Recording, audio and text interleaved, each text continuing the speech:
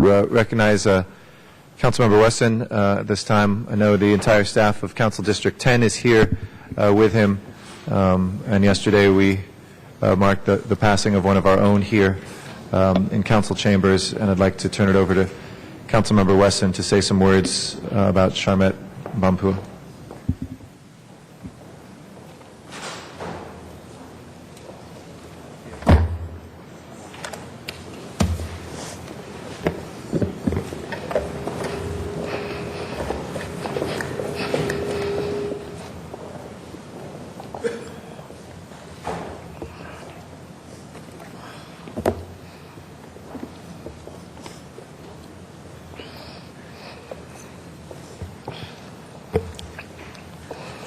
Thank you, Mr. President and members, for affording me the opportunity to chat with you right now. I didn't believe that this was going to be this difficult, but it is. But I will get through it because Charmette would have wanted me to. Several questions people have been asking my staff and myself, and the staff is behind me. There are two basic questions. People are asking us, what happened? And people are asking us, how are we doing? We are not doing well. There are sleepless nights. There are nightmares. There's a lot of tears. A lot of hugs. I don't know how it is with your offices, but in my office, it's like a family. In the over 11 years that I've been an elected official, no one has ever left my office. No one has ever resigned. No one has ever quit.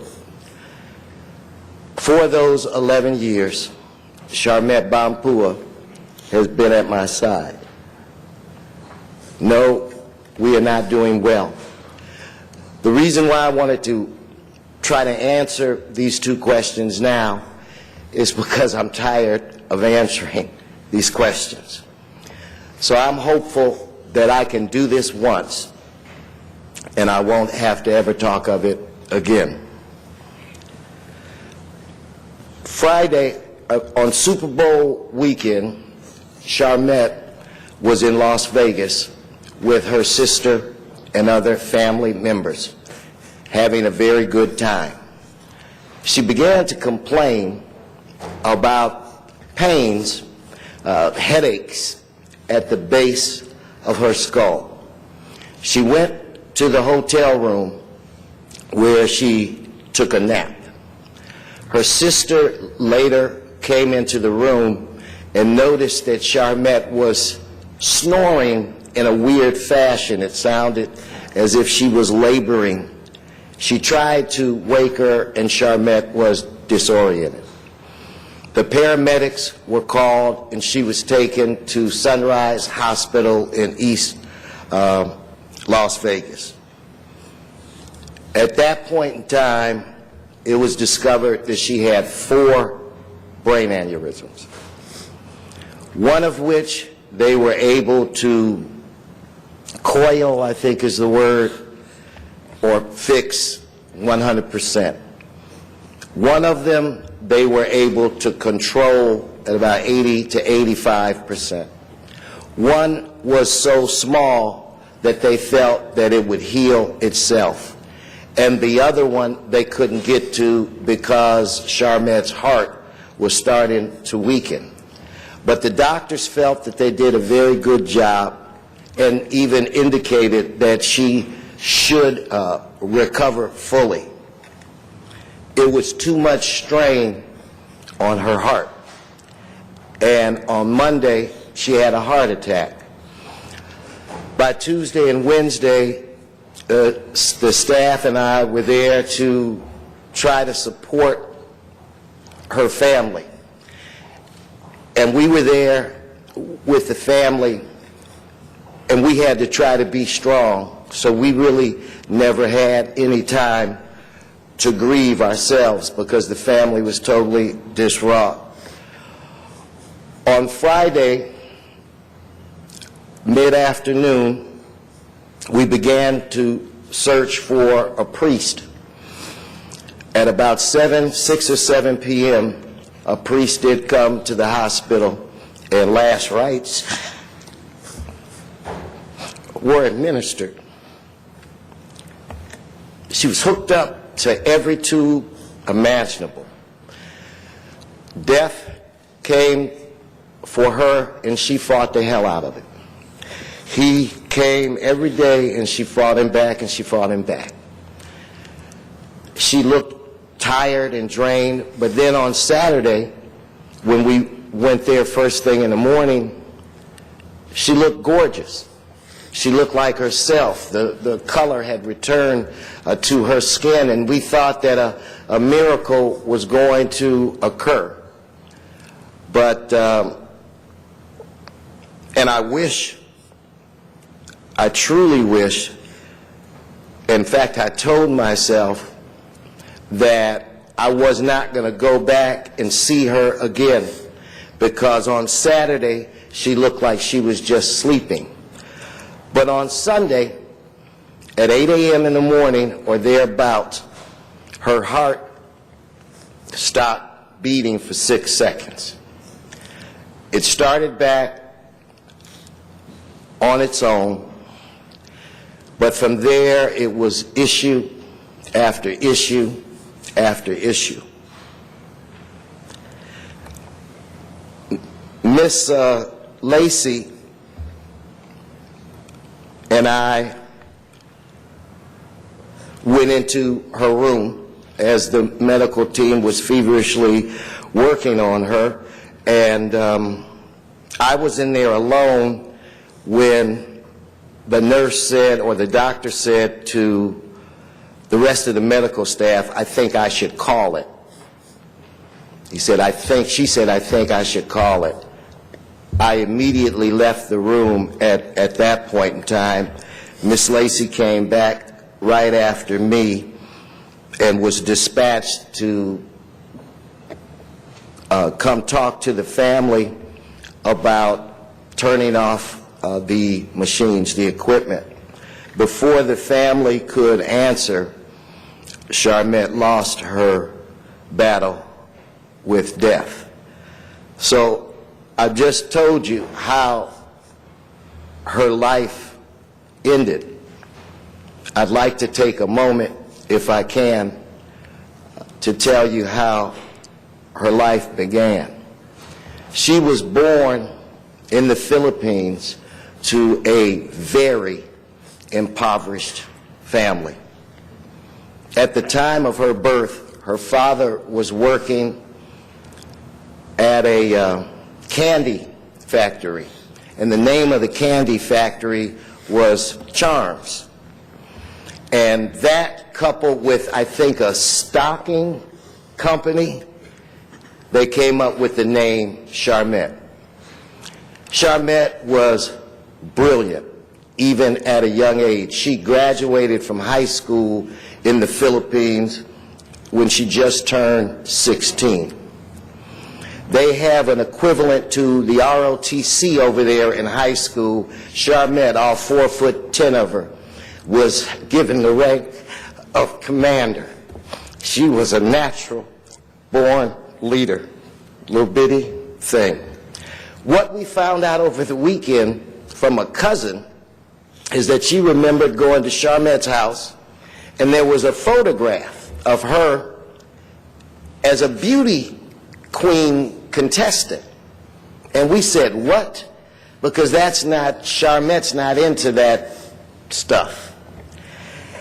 So Monday, we were all at Charmette's home, and I was speaking with her mother, and unfortunately her mother did not make it to the hospital to see her while she was alive. But in a way, I think that could prove to be a good thing. But her mother said the prize of winning the beauty contest was money. And like I said, their family was poor. In fact, Po, with 4 O's, that's just how poor they were. And I said, well, I didn't even know Charmette was into that. She said she wasn't, but she was into the money. I said, well, she looked beautiful. I could see why she won. She said, no, she rigged it. Charmette paid off judges and won the contest and got all of the money and gave it to her family. That was Charmette. The family moved to Stockton, to an area called Little Manila. Somebody brought them over, loaned them money, and when they got here, they had to pay the money off. So Charmette and their 3 siblings, Charmette, her brother, and her mother worked in the fields picking strawberries and sorting cherries. At a very young life, she learned how to work very hard. She used to tell me that at the end of the day, that her fingertips would be stained by the juice of those berries. This is what made Charmette the successful person that you would see flitter around this council chamber. There were 6 members of the family that lived in a semi-glorified shack. Her mother and father, the father's mother, and her brother and her sister. They were so poor that each child had 1 pair of shoes that was usually a couple of sizes too big so that they could grow into them. They also had, each one had a pair of flip-flops. So as soon as she got home or they got home from school, they would immediately take the shoes off. Michael, give me some water. Take the shoes off and put on the flippers. That's when Charmette became determined that she would be able to afford as many pairs of shoes as she wanted.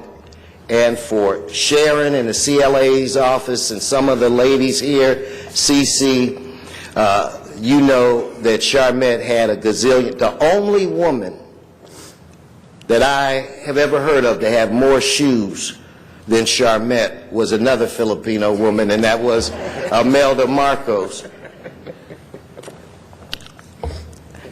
At Edison High School, even though she graduated high school, she had to go to an American high school.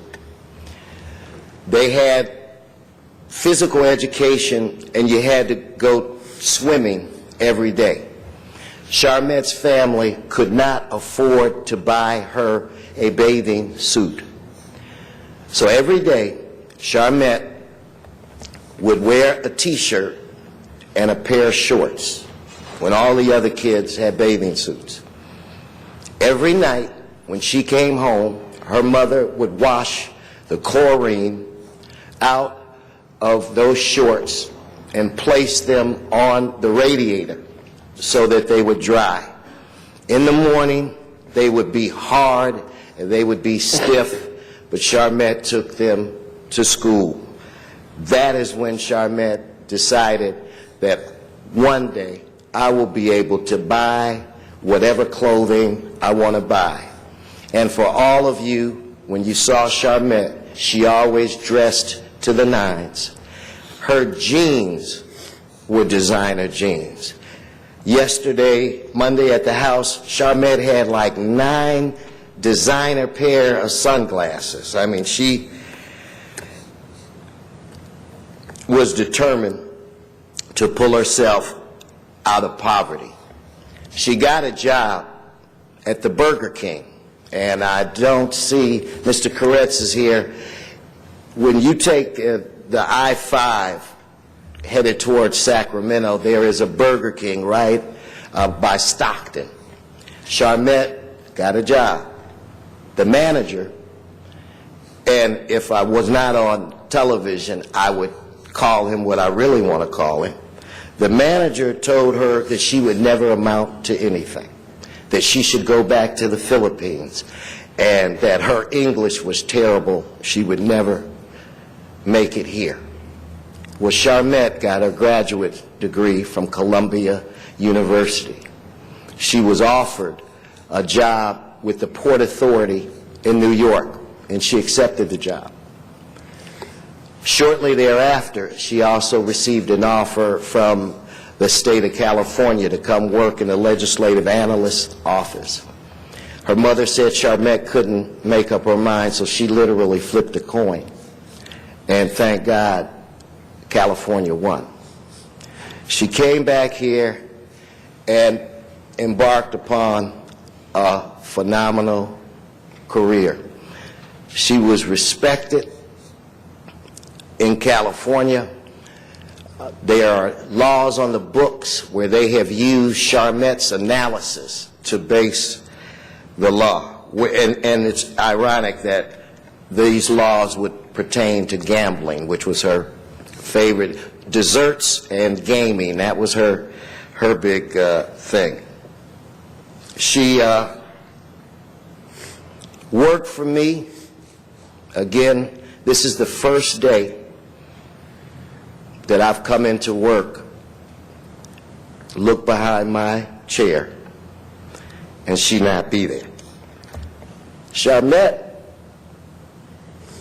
when I was elected to the council, I asked her if she wanted to come to Los Angeles, knowing that that would be difficult. Without hesitation, she said yes. She left her friends. She left her family. She left her job. She left her home, and she moved to California. To Los Angeles. First thing I did, I had her meet with Yvonne, and we tried to work out a way to match her salary. I could not do that, but I got it real close. What Charmette decided to do was to take an additional $25,000 pay cut on that. I said, why in the heck would you do that? It's because I want to distribute it to the other members of the staff that need it more than I do.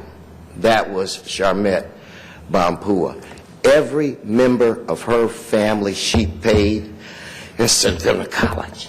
She paid every expense, even if it was to go to a school to be a chef. Her mother and father moved back to the Philippines. Every month, Charmette sent them money. That's the type of person that she was. Now, many of you might have noticed that she did not get to the council chambers at 10 a.m. She was a p.m. person, not an a.m. person. So she'd get here about 11. But let me tell you, like they used to say in the South, Charmette worked from can to kink. She worked probably 12, 13 hours every day for 11 years. She inspired the people that you see behind me. There is not one 9 to 5 employee on my staff. When we take our kids camping and fishing, we stay, all of us, for 3 days. They don't get paid for that. They do that because they were trained and they were motivated by a phenomenal 4'10" leader that we lovingly refer to as the Met. You cannot replace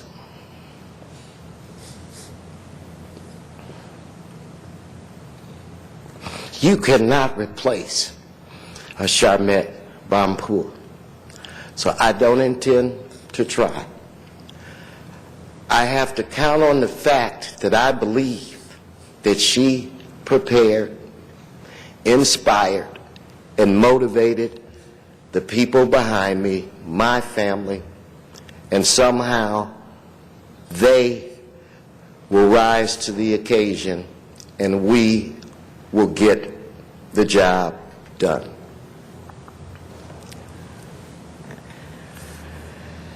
She really liked all of the members of the council. In fact, no, let me be honest. She liked most of the members of the Los Angeles City Council. Corette's, from our days in the assembly,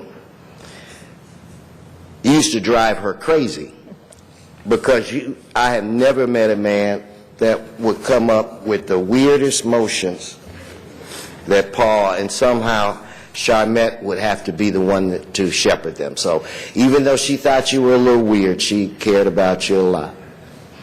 Mr. Cardenas, she spent many years with you, and I think it was your emotions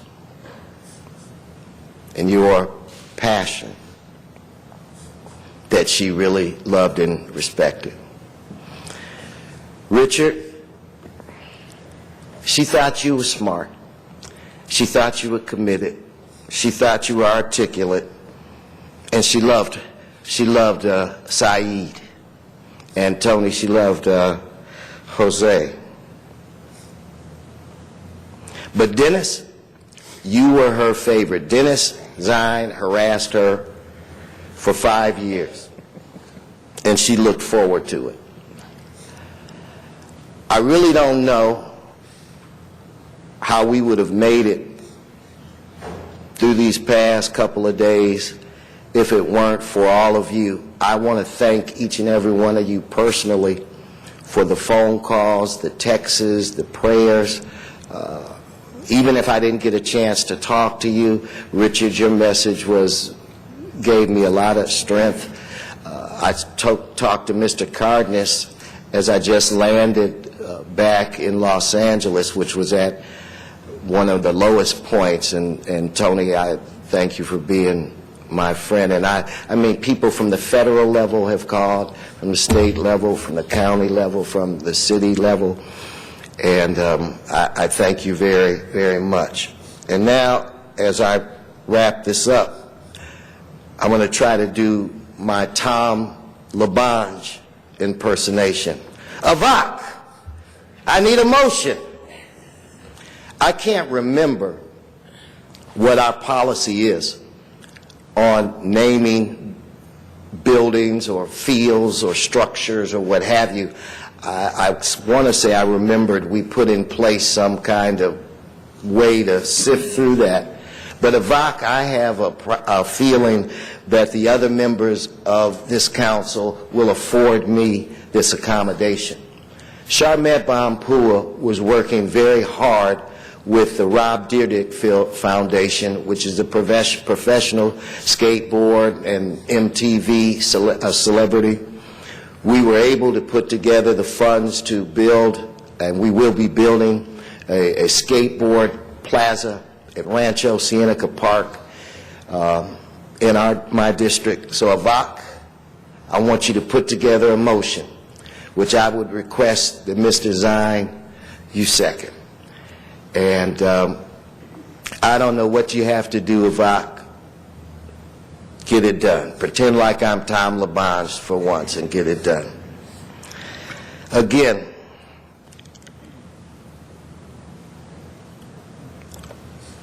we don't know how we're going to continue, but we will continue, and we will deliver the services that the people of this city and my district want, need, and expect.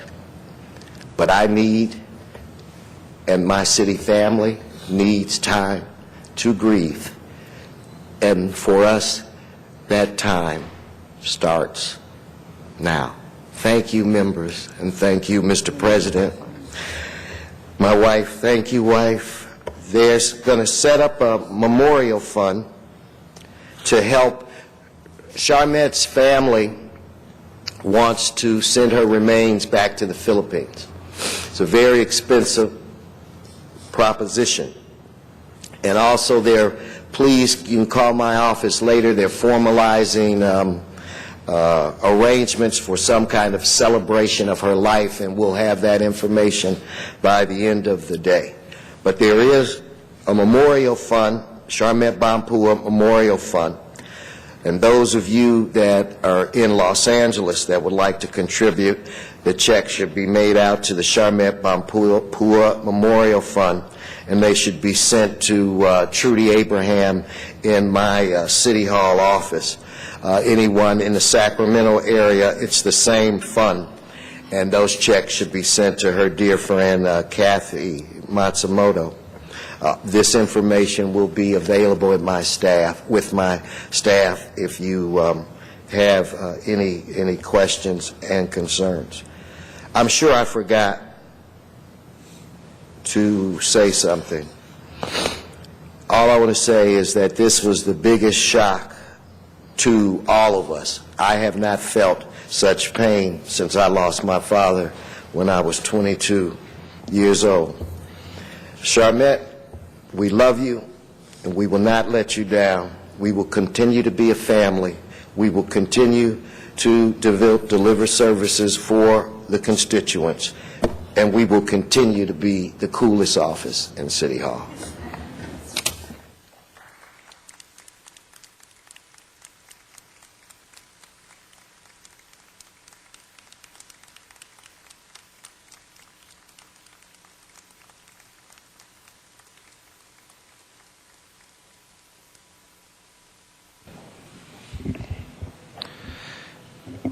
Thank you very much, Mr. Wesson, and thank you for your strength. And it goes without saying that the entire family of the City Council is here not only to help in direct ways, but in any indirect ways that we can with staffing and making sure that your staff has that time and place to grieve as well. So you just let us know. Yeah. Could you take care of the adjourning motion? Absolutely. We will make sure that we adjourn. Because yes, we have 15 members, and I would hope that on this day you could operate with 14. Yes, Thank you. absolutely. Thank you, Mr. Wesson. If we can